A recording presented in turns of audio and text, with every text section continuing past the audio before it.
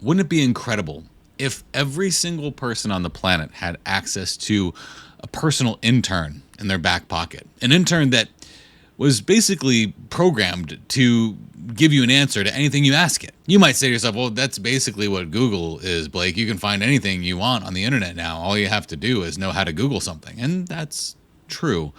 But then once you Google it, what do you have to do? You have to go through all the pages. And there's some benefit to that because you can learn a lot about a specific topic if you go through many different pages and find many different opinions by many people. Or you could use a piece of artificial intelligence that does that for you. That is how I treat Chat GPT. I treat it as if it is an intern. Let's talk about what Chat GPT is first, and I'll dive in a little bit more on that. ChatGPT is a chatbot. It's a conversational artificial intelligence where you can ask it a question, it'll give you an answer, and you can continue to ask it questions along the same lines and get different answers, and maybe even more refined answers. You can ask it a very surface level question, or you could ask it to get really detailed and really defined in the question that you're asking it. Why do I treat it like an intern and not like set in stone? Well, an intern, if you've ever worked with one before, is typically a hard-charging individual that is trying to prove itself so that it can get a job. That intern can either be paid or it can be working for free. But for the most part, that intern is soaking up as much knowledge as it can so that it can use that knowledge to help you in the future. Because it's rather inexperienced, you have to make sure that what the intern is giving you is valid. That's why I don't use everything that ChatGPT gives me as something set in stone. I look at it with a grain of salt, knowing that it's pretty much just an intern for me. So while I do use it for research and for helping with many things as a photographer, I also make sure that I do my own research after using ChatGPT. So before I dive into showing you how to use ChatGPT as a photographer, there's a couple things I want to cover because I get a lot of questions like, what is ChatGPT? How do I access this thing? ChatGPT is a product made by OpenAI. You can find it at chatgpt.com. There is a free version, so anyone can use it for free. What's the benefit of paying for it then? Well, when you're a paying member of ChatGPT, you get seemingly unlimited access to ChatGPT 4 Omni and access to data analysis tools. Tools that can actually analyze images, analyze files, analyze videos, and give you responses based on what you've trained it or what you've asked it to look at. I've been using ChatGPT since late 2022 and immediately became a paying member as soon as I possibly could because I found ChatGPT to be incredibly powerful. There are two ways that you can use ChatGPT. One as a website, which I'll pretty much be showing you for the bulk of this live event, and also as a cell phone app. Let's take a look at it as a cell phone app because the cool thing about ChatGPT when you use it as a cell phone app is that there's a little set of headphones over here, and when you press that, it'll listen to what you say. Hey ChatGPT, can you tell me how many licks it takes to get to the center of a Tootsie Pop? It's about to tell me. That's a classic question. The answer varies depending on factors like licking style and saliva. Some studies and experiments, like the one conducted by students at Purdue University, suggest it takes about 252 licks on average. Others, like a group at Swarthmore Junior High School, found it takes about 144 licks. So it really depends, but it's usually somewhere in that range. Have you ever tried to count yourself? I haven't, but there was an owl in a commercial that told me it only took 3, and it's always kind of confused me. Mr. Owl, how many licks does it take to get to the Tootsie Roll center of a Tootsie Pop? Let's find out. 1, 2, 3, 3. Yeah, that owl in the commercial definitely took a shortcut with just 3 licks before biting into it. It was more for humor than accuracy. If you ever decide to count for yourself, it could be a fun experiment to see how close you get to. Thanks, ChatGPT. I appreciate it. So there you go. If you didn't know, now you know that it takes anywhere from 160 to 200 some odd. I'm sure there's other research out there about size of tongues and all these other things that go into that, but we don't need to go too far into that. I'm actually going to show you how to use ChatGPT for some very valuable things in your photography. So let's dive in. Now, there's no reason to be afraid. Let's just ask it a simple question to start. Let's ask it some photo tips on how to take long exposure photos of a waterfall. And after you press enter, it just goes right into it. This is what I think is absolutely crazy about ChatGPT because it just dives right in. Let's see if it is relatively accurate. Okay. Now, what I tell somebody to use a tripod, absolutely. Okay, stability is the key. Yep, we want to have a nice sturdy tripod. Definitely need to choose the right time of day. We don't want direct sunlight over a waterfall. Overcast is absolutely ideal. Neutral density filters, absolutely, to increase the shutter speed. Then it talks about camera settings here. It says to start with 1 to 2 seconds and adjust as needed. Longer exposures up to 30 create more dramatic effects. Man, this is pretty good stuff, because I usually try to aim for about a 1 second exposure with a waterfall. Always using manual focus. I definitely use a remote shutter release to avoid camera shake. And think about my composition. Absolutely. Check the histogram for areas that are blown out. Wow, this is pretty good. And using editing software to edit the image. That's awesome. Let's see if we can ask it something a little bit more advanced, like, is there a science behind the correct exposure time for the size of a waterfall? There isn't a strict science behind it. The exact exposure time is based on the size of a waterfall. There are general principles, though. The flow and the speed, absolutely. Half a second to 2 seconds is ideal for a heavy flow, and 2 to 5 seconds for a light flow. That's a pretty good place to start, for sure. The silky effect versus texture and detail. The distance from the waterfall. Man, this is some good stuff.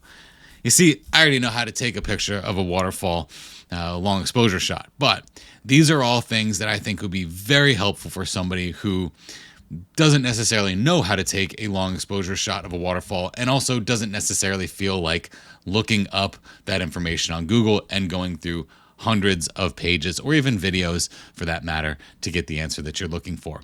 It's more straightforward and a less opinionated, and that's kind of what I appreciate about it. Now, the things that I ask this versus the things that you ask this are going to be very different, because again, it's our personal intern with our own personal ideas and our own personal thoughts that we're putting into it. Let's ask it some Photoshop stuff. Let's see if we can ask it to create a vintage effect in Photoshop and see how accurate it is. You don't have to necessarily keep with the same conversation. You can have one conversation that's a thread that keeps going. And what will happen here is that it understands that you're a photographer talking about photography related things. So that conversation is more of a learning process, where it will even use the things that you say within that conversation to inform future questions that you ask it. That's the part that becomes pretty incredible. But it says, first off, open your image, then adjust the colors and the curves, the layers, add a sepia tone with a hue saturation adjustment layer, check the colorize box, set the hue to 30 to 40, add a film grain, apply a vignette. Let's see just how accurate this is. First thing it says is open the image, okay. Adjust the colors. For this image, we've already pretty much adjusted the colors, so we can probably go straight into our vintage effect, which would then be to add a sepia tone. So what I need to do here based on Chat GPT is to open a new HSL adjustment layer, set it to colorize, and then set the hue to around 30 to 40 and reduce the saturation to around 20 to 30. We are between 30 and 40 here, so let's bring this down a little bit. Okay.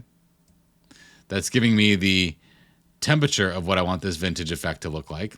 And then the saturation down to somewhere between 20 and 30.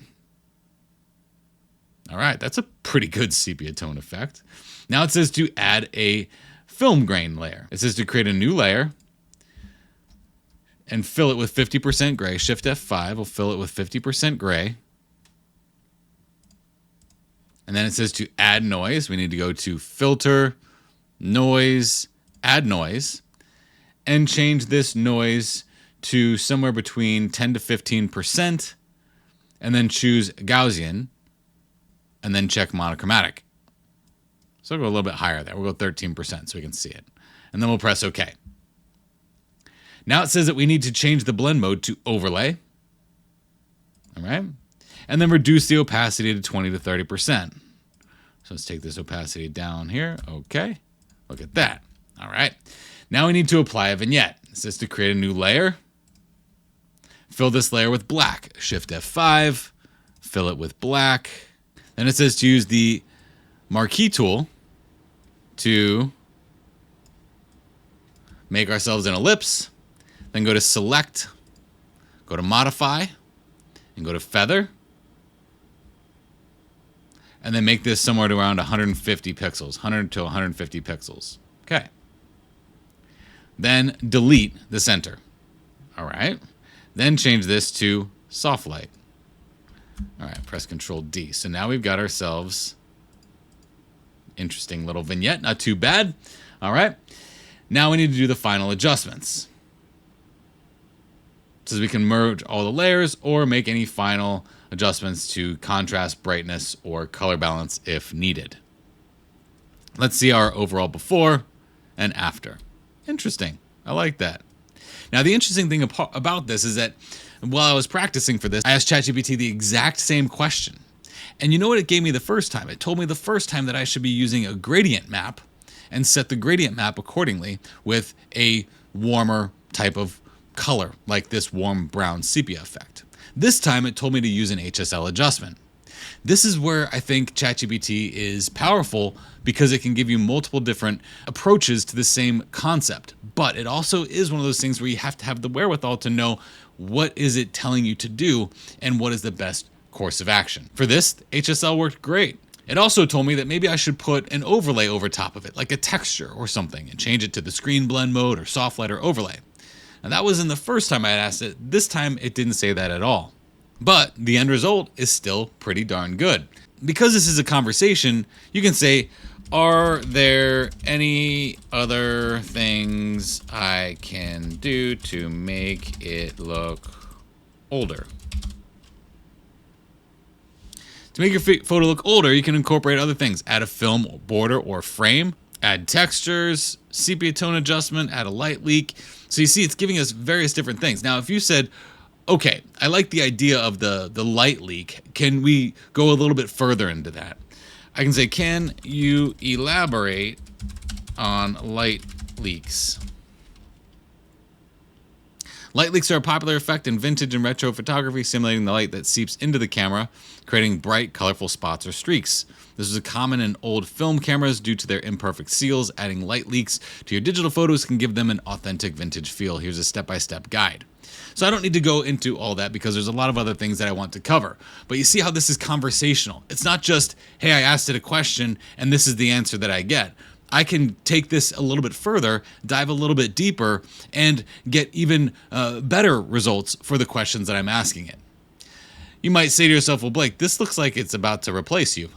I'm not worried about ChatGPT replacing me, to be honest with you, because you still need to have the knowledge in order to be able to create these types of effects and these types of looks, and to know what looks good and what doesn't look good, which ChatGPT can even be used for that, but it's a little bit too surface level.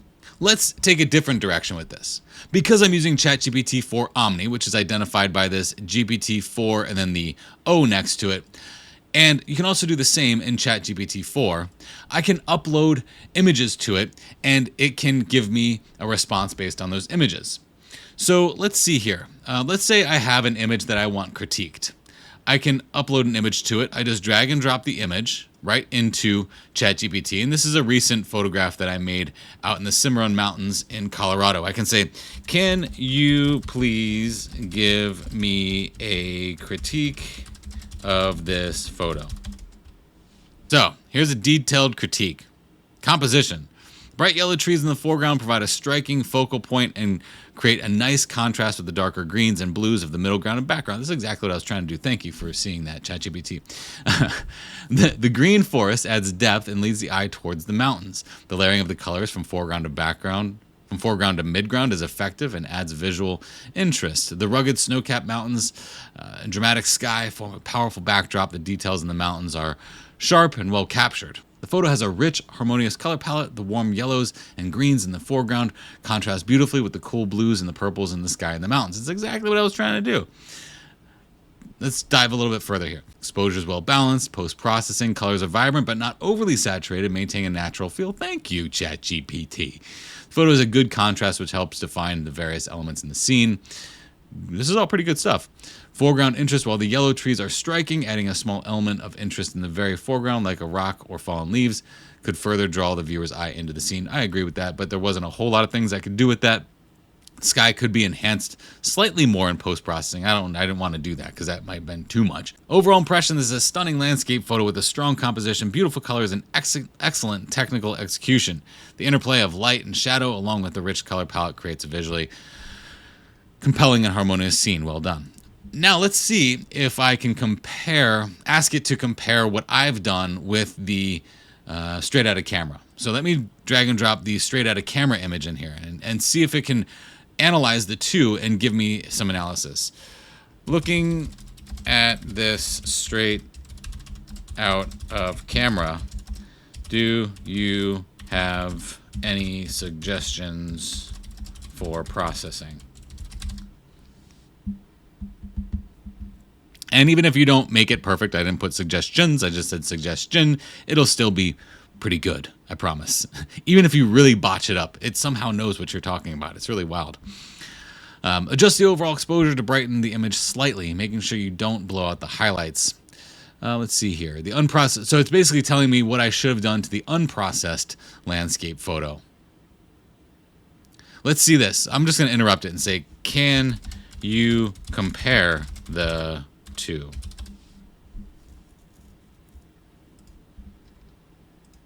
Because it's just going into a deep dive into some things I don't need it to go into. Comparing the straight out of camera and the processed one, here are some points of comparison. Color and saturation. Enhanced colors. The processed image has a richer, more vibrant colors, especially in the foreground trees and sky. I like that it's giving us the processed version and the straight out of camera version, and then giving us suggestions about what we could do. Now, conclusion. To process the straight out of camera image to achieve a look similar to the processed one, consider the following.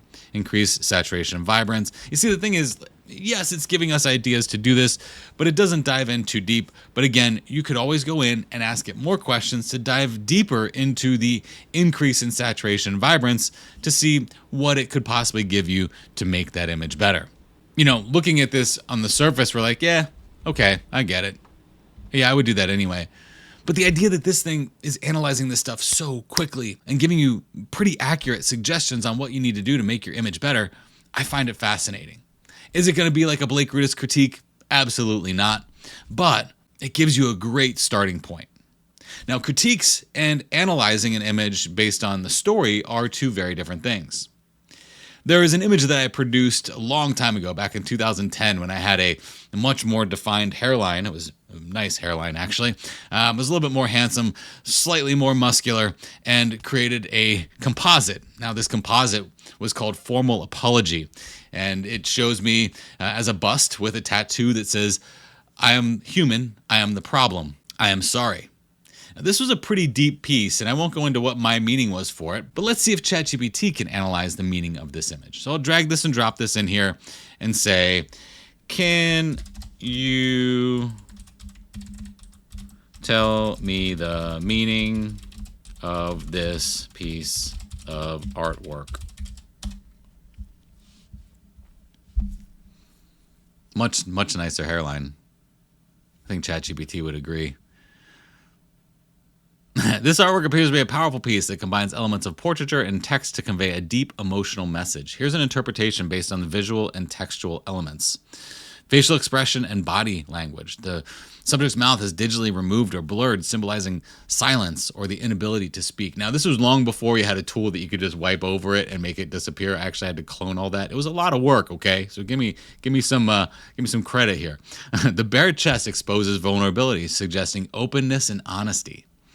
Background and texture. The background features a warm, almost sepia tone with textures that might evoke a sense of age or distress.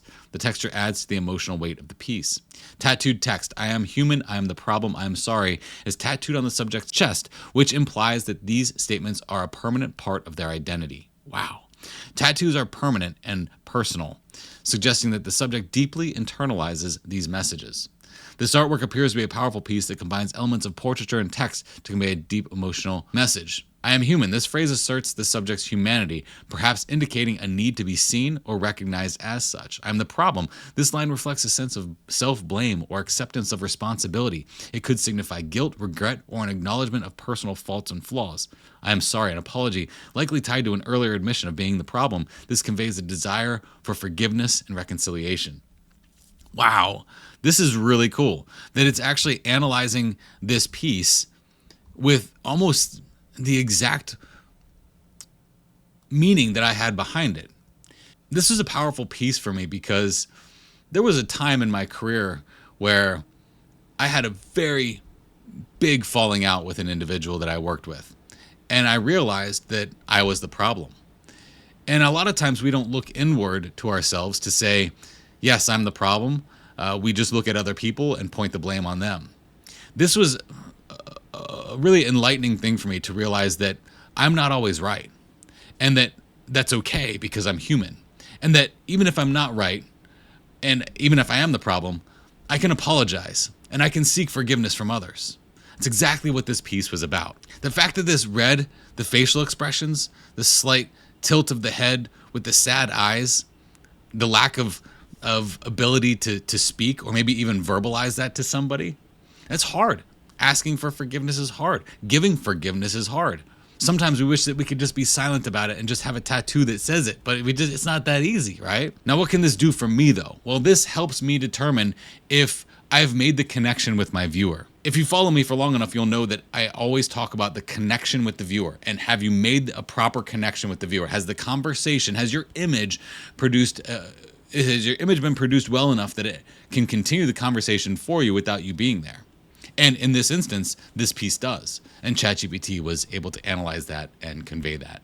Now, that is a composite, which a composite image, especially something like this, is relatively easy to analyze. Let's see if it can analyze this photo of a lighthouse that I took in Chicago and see if it can come up with a story for this piece for me, because I know what I felt about it, but we'll see what ChatGPT feels about it. Minimalist seascape, yes, okay. Color palette, blues and greens are the predominant use of blue and green tones. Creates a calming and serene atmosphere, exactly what I was going for there, okay. Peace and tranquility, yep. It has a smooth gradient effect. That was a natural kind of gradient effect that was happening there. The horizon line divides it into two parts, emphasizing the vastness of the sea and sky. Absolutely. The blurred sky suggests motion, perhaps indicating the passage of time or continuous flow of water and air. The small lighthouse near the bottom of the frame serves as a focal point. Its diminutive size, compared to the vast expanse of water and sky, highlights themes of solitude and human fragility in the face of nature's immensity. Wow.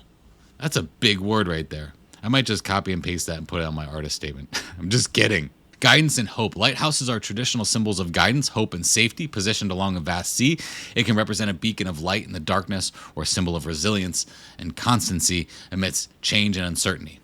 Vast sea and sky. Infinity and possibility. The expansive sea and sky can symbolize endless possibilities, freedom, and the boundless nature of existence. It invites viewers to contemplate the infinite and their place within it. Wow. Passage of time. The blurred effect suggests motion, which can symbolize the passage of time, the fluidity of life, and the ever-changing nature of our experiences and surroundings. Dang, this is good stuff. Interpretation. Let's just skip right there. The image likely aims to evoke meditative and reflective response from the viewer. That's exactly what I was going for. How did you know? It combines elements of tranquility, isolation, and vastness to encourage deep contemplation about life, nature, and the passage of time. The lighthouse, as a central focal point, adds a layer of meaning related to guidance, hope, and resilience, making the image both calming and thought-provoking. Overall, this photograph uses minimalistic and serene visual elements to convey profound themes of solitude, introspection, and the infinite possibilities of the natural world. At this point, we've used ChatGPT to help us with tips on photographing long exposure waterfalls. We've used it to create a vintage effect in Photoshop. We've used it to critique our photos. We've used it to analyze the meaning of our photos. What else can we do as a photographer with this? In May of this year, my wife and I went to a place called Squamish, Canada. We just wanted to get away and go somewhere we'd never been before and kind of create our own adventure. So we flew into Seattle, and we drove from Seattle up to Squamish, which is in about an hour north of Vancouver. And we had a blast. But one of the things that I really didn't want to do too much of was research the area and get too deep into what I typically do as a photographer, where I dive in, I go on my headset and my VR headset, and I go to Google Earth and I go to all these locations. I really just wanted something, because I didn't want to spend too much time on this. I wanted it to be a getaway for me and my wife. I didn't want to think about too much when it came to work, but I did want to take my photography equipment in case I wanted to photograph things. So I went to ChatGPT, and this is exactly what I asked it. I'm taking a trip to Squamish, British Columbia. I like to take pictures of landscape stuff like waterfalls and mountain vistas and mild hiking, not a whole lot. Is there anything within 45 minutes to an hour from Squamish that's photographic worthy? And can you make a 3-day itinerary? Because we weren't going to be there for very long. So as a test, I said, well, you know what? I'm not going to do too much more research outside of this and see if it gives me some good advice. So my wife and I took the Sea to Sky gondola up to the top of this mountain, and it was absolutely phenomenal. It was a crazy experience. My wife was just nervous as all get out, taking this gondola up to the top of this thing. Wouldn't even go across this amazing bridge that was up there. However, that didn't stop me. And I was able to get a phenomenal shot of these mountain peaks up there in a dramatic environment. Now, if I was at the base of the Sea to Sky gondola shooting up to these mountains, it wouldn't have put me at the same perspective, and I wouldn't have gotten such a tight shot of these mountain peaks. Now, we did try to go to the Garibaldi Provincial Park, but from what we were reading online is that the Garibaldi Lake might have been difficult to get to because of snow, so we didn't bother doing that. I did photograph the Squamish Chief. We went to the park, and then I also photographed it from a boat while my wife and I were sailing, which was absolutely incredible. And we did go to Porta Cove as we left. Now, I didn't spend too much time in Porta Cove because it was about 45 minutes from where we were, and we really just wanted to stay in that area. But it was a beautiful place that I wish I would have spent more time.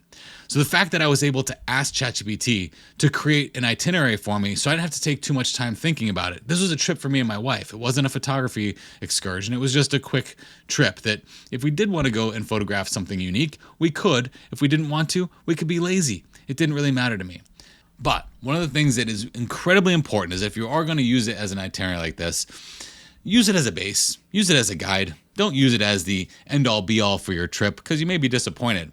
I've actually found that when I get on location, wherever that might be, if I'm eating dinner somewhere, I'll typically ask the waiter, the waitress, or possibly the bartender what their favorite places are to go when they aren't at work, specifically for hiking or the best photo experiences. And as I was asking individuals those questions while we were eating, they gave me many of the same responses. So I was pretty excited when I found that ChatGPT put me in the right direction that even some of the locals would have pointed me towards. Again, take this with a grain of salt. Remember that even all the stuff that we have done so far with ChatGPT, analyzing how powerful it is and looking at how powerful it is, we still have to take into consideration that this is an intern, that we might need to do some research on our own if we really truly want to understand the topic at hand better.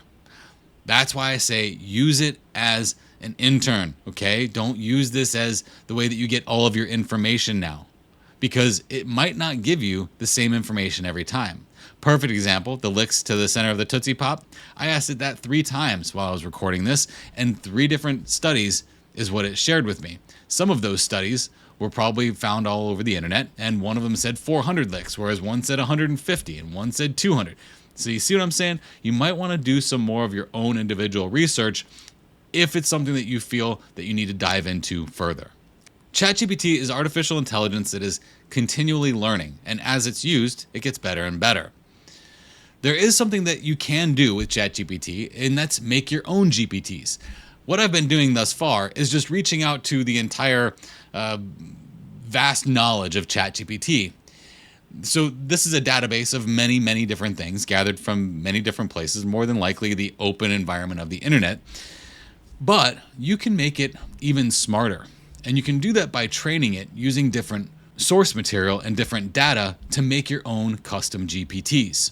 And this is where paying for ChatGPT actually becomes the most advantageous, because people all over the world are making GPTs that are trained on various different data sources.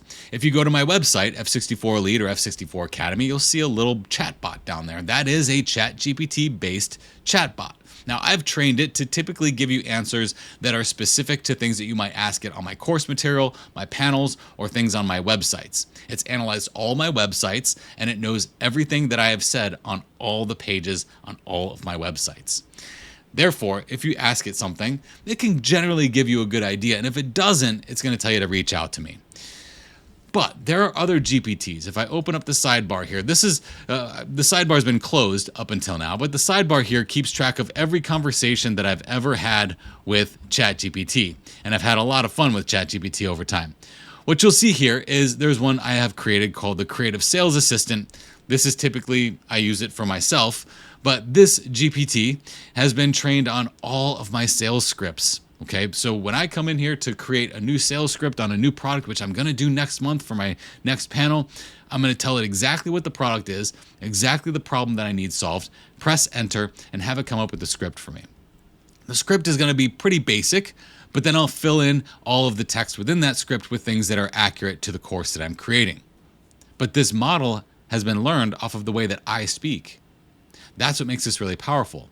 And if you don't believe in that power, if you were an individual who purchased the color course, my recent course that I created in, I believe it was February or March of this year, I used this GPT for the first time to create that course's sales video. And it was probably one of my most effective ones to date. Why? Because it was a little bit more succinct, to the point, and gave you the information that you needed to see without me going off on tangents, because you know how I tend to do that. There is another one here that I found called Camera Companion.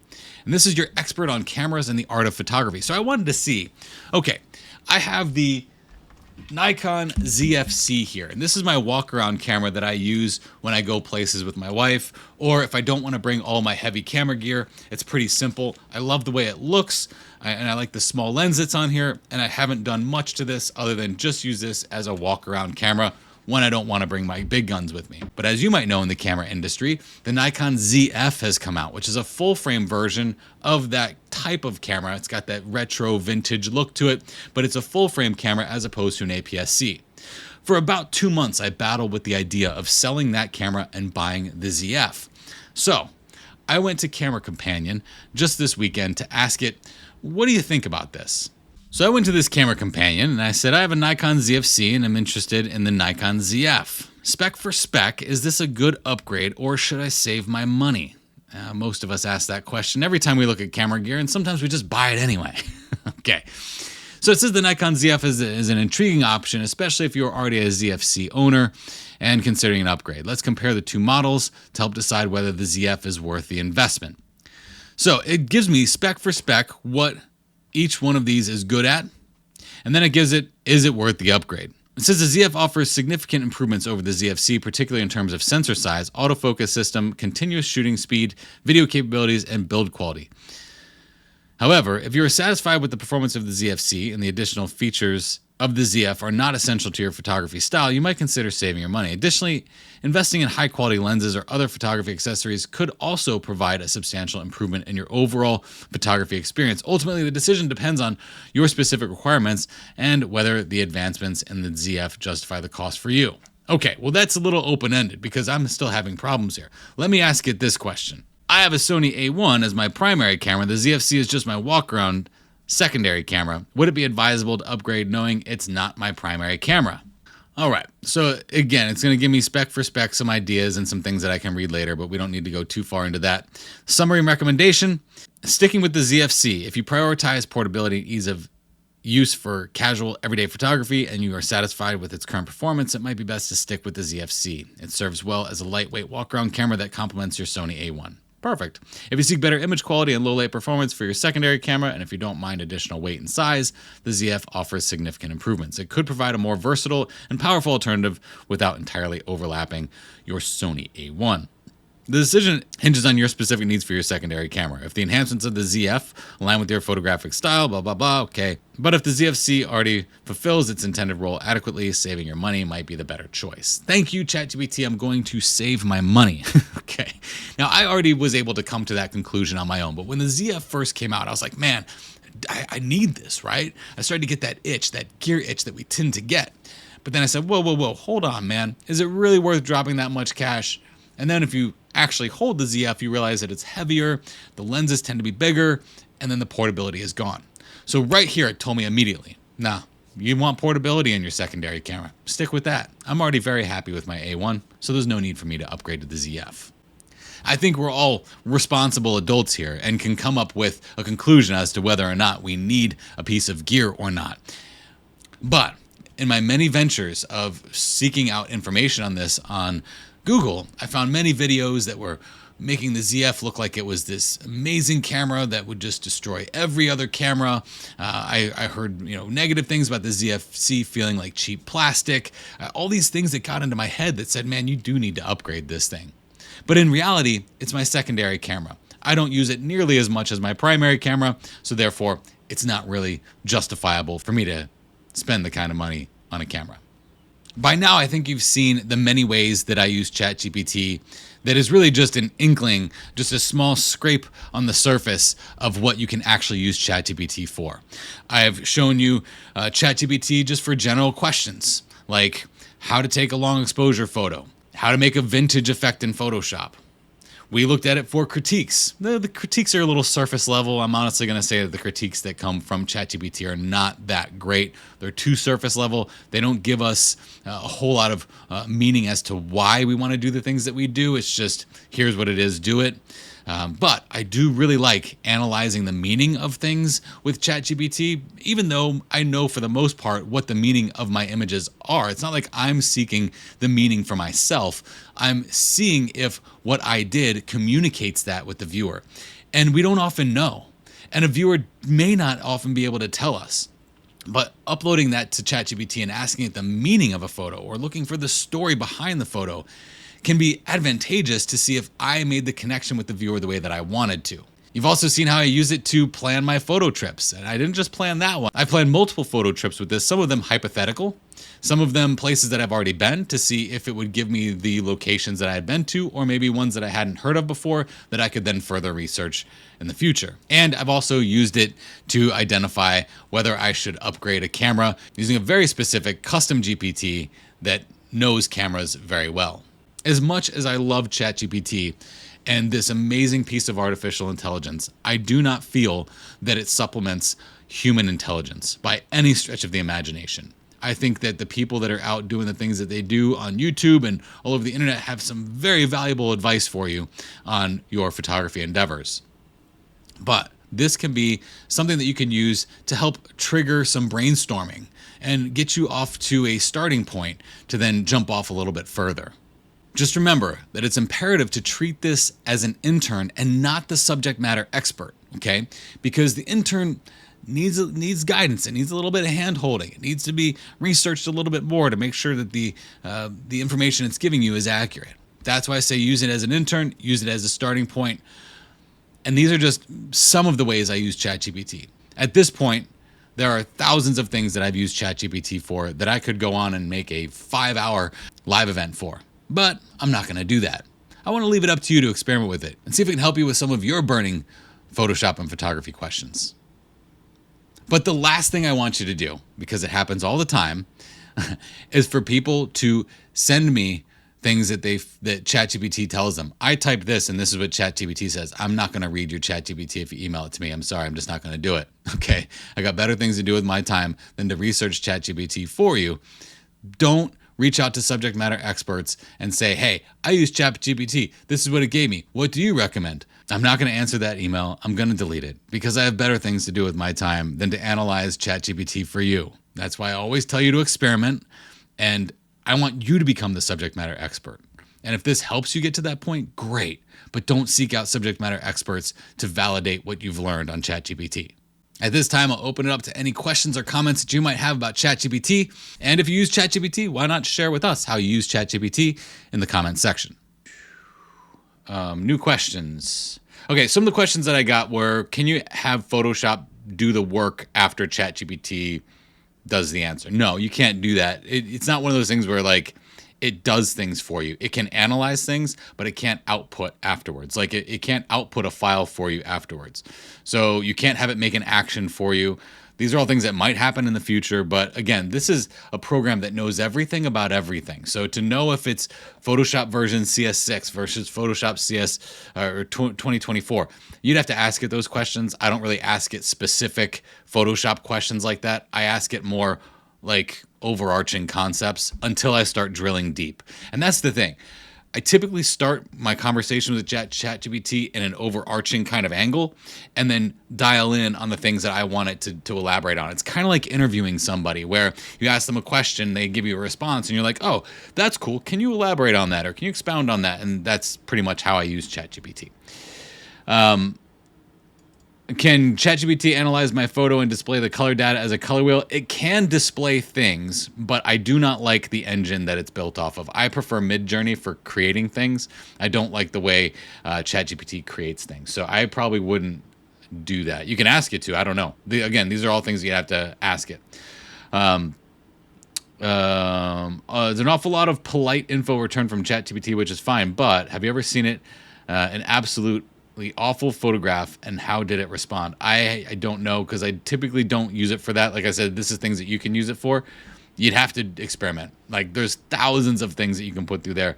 For the most part, I have found that ChatGPT can be an echo chamber. And what that means is that, the term echo chamber means I have this idea of something that I really enjoy. So then I go down paths that only go down the path of what I really enjoy, or the things that I say, or opinions that align with mine. So you have to be careful with ChatGPT, because it can become an echo chamber and only give you the things that you want to hear. So you do have to ask it questions even about the things that you don't want to hear. That is something that you will have to do. Was it hard to feed your custom GPT all of your video content? So for the most part, it wasn't my videos that I fed it. It was my PDFs and my landing pages. And no, you just drag and drop it, tell it, learn this document. You can take a PDF, you can say, learn this document, drag and drop it to it, and then you can ask it questions about the document that you just uploaded. But videos, it can read videos with a custom GPT called Video Summarizer that somebody else has created, but I don't upload all my videos to it. I upload all my documentation to it. Have you tried using ChatGPT to write scripts for Lightroom or Bridge extensions? I have not, but I can tell you that my coding buddy, Tony, has trained his ChatGPT on the way he codes my panels, and he will often type a line of code into it and say, can you analyze this code and tell me where the problem is? And he said with almost 95% accuracy, ChatGPT can find the problem. And if it doesn't, he can say, hey, are you sure about that? And it'll say, oh, wait, I did find a mistake online, whatever. So it can be very useful for coding if you train it accordingly. Let's see. If you experiment with the technique and it not working, will ChatGPT adjust and give you another direction? Yes, you can always ask it for a new direction, or you can ask it for, like, you told me to use a hue saturation adjustment layer for the colorization of the vintage effect. Can you tell me a different adjustment layer? And it will more than likely give you a different one, because the first time I tried it, it told me to use a gradient map. The second time I tried it, it told me to use HSL. So it can. What happened with Midjourney recently? They were in the news and I didn't catch what was said. I have no idea. I haven't really looked at Midjourney much. Other uses for chat prompts for text to image and text to video and captions for photos posted to social media. Yes, that is true. So what I've used ChatGPT for, when I was telling you that I made my sales video for the color theory course, I used ChatGPT to help me outline the script and also outline when to put in B-roll footage. So it is very smart, and you can use it in many different directions. So let me go ahead and I'm going to delete some of these so that as new ones come in, I get it. A lot of people are asking, was I using the paid version for this? Yes, everything that I showed you was using the paid version of ChatGPT, which is ChatGPT 4 Omni. You will get a hold of ChatGPT 3.5 if you use it for free, which is still very powerful, but it doesn't analyze images. And ChatGPT 4 you get a little bit of access to, but I just have ChatGPT 4. In my opinion, I look at it like this. At the beginning of the year, I'm going to be 100% transparent with you. At the beginning of the year, I paid an individual $2,500 a month to help me with topics for small videos. You may have seen them on YouTube and Instagram and Facebook. What I was asking them for was video topics so that I could create these short form videos, and also to help me come up with the themes for these videos, and then I had them do most of the editing. Now, ChatGPT won't do the editing for you, but what happened was I was paying this guy $2,500 to do this, and I wasn't getting the results that I wanted to, and I felt like he was using ChatGPT anyway. So what I ended up doing was I stopped paying him because it was a 3-month contract, and I paid him $7,500 to do this work. And while he did the work as far as the editing is concerned, most of the topics that were generated, I probably could have generated on my own with ChatGPT. So when I look at $20 a month versus $2,500 a month, and what I see is someone being almost non-essential because it's not giving me the results that I want, you better believe that I'm going to go with what's giving me the results. Now, I see how that in context could be used negatively, where businesses are hiring and firing people based off of their skill sets and their ability or inability to use AI. But what I'll say is that this is the wave of the future. And, you can be mad at a business because they fired somebody because of AI. Or you could be a business owner and you could feel the actual removal of $2,500 from your wallet going to somebody who's not giving you results. And you can say to yourself, there's got to be a better way. Okay. So you can, from the outside looking in, you can say, well, these businesses are firing people because of AI. Well, when you're a business and you're hiring people and you're not getting the results that you want, what else do? You usually fire somebody and hire somebody else that gives you results. Well, this gives me results and it gives me the results that I need. Yes, I still have to now edit my own videos if I do those short form videos anymore, but that's not that big of a deal. Or maybe I hire somebody just to edit the videos. You see what I'm saying? So yes, I understand that there are negative aspects to AI and how AI could be replacing jobs. And I really don't want anybody to be put in that position. But if I'm a business owner and I'm paying somebody, I'm not getting the results that I want, nor am I getting the feedback that I want from them when I'm asking them these questions, and I just feel like I'm talking to a wall. Why talk to a wall when that wall could talk back to me?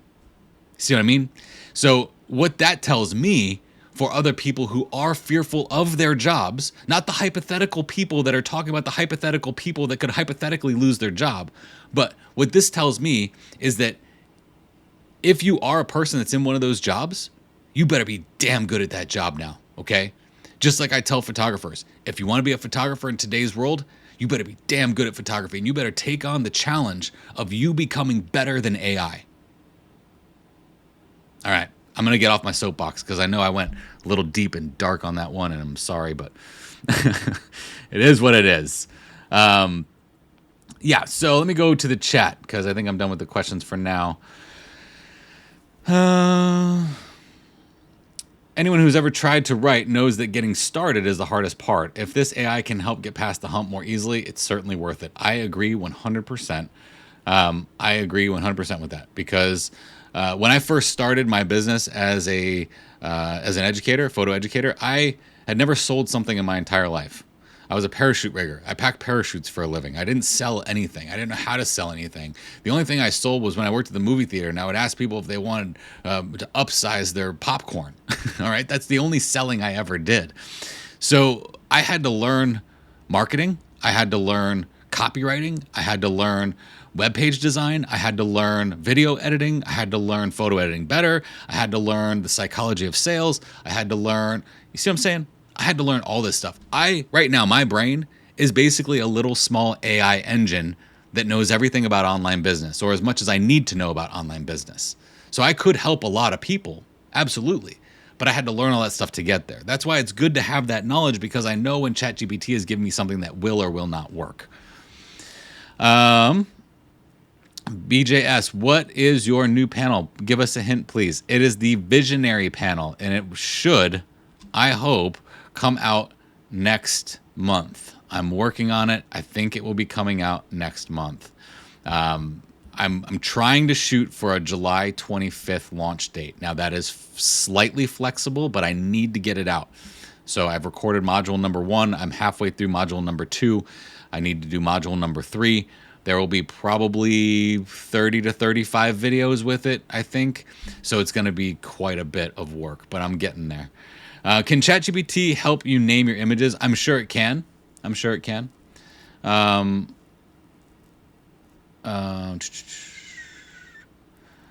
Could Adobe integrate ChatGPT into the Photoshop RAW filter, auto function, and effect, creating a much more powerful auto function? I have no idea. I don't work for Adobe, nor do I know the ins and outs of AI. That would be a question for them.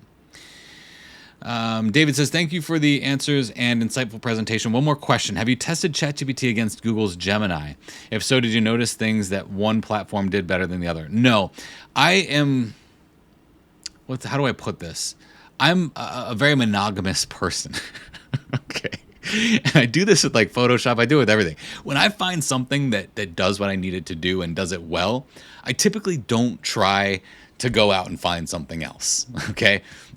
So I guess that's good for my wife. The point is that I like to use, if something works and it's doing the job, I don't really reach out for something else. For me, ChatGPT works amazingly well at doing anything text related. For me, Midjourney works phenomenal for creating any kind of image I could possibly want. So for me, I only use ChatGPT and Midjourney. The problem is if you try to start accumulating all of these AI tools, you're going to go all over the place and not know anything about any one of them. So what I try to do is just stay true to the ones that I find valuable and the ones that I trust. I'm not saying that I don't trust Google and I don't trust Gemini. I don't really have time to seek out so many other things and see which one's better than the other. So I actually really enjoy what I get from ChatGPT, so I don't see any reason to leave, right? Okay. So Marty says, thanks, Blake. See you Thursday. See you Thursday at the round table. Rob says, I traveled to a city I had never been to before for only 2 days. I asked ChatGPT what was in the city to photograph, and it gave me a great list of items not far from my hotel to photograph without doing a pile of research. Absolutely. So Julia says, what do I use Midjourney for? I use Midjourney for creating images. Typically, if I need images for stock photos. Perfect example. I can use stock photos on YouTube. If I go to stock.adobe.com, I can use a stock photo from Adobe and I can use that photo that somebody else took in a video. But I can't give you that stock photo because I own the rights to that stock photo. Now with Midjourney, I can have it create an image that maybe I don't have in my portfolio. Many people know that I'm not much of a portrait photographer. I could do it, I just don't do a lot of it. So I don't have a big portfolio of portrait images to give you in course material. However, and like you're going to see in the course that I have coming up here, I will use AI from time to time to generate portraits of individuals so I can show how to use techniques on an image. And I can share those with you because they aren't copyrighted. Okay, so that's how I use Midjourney.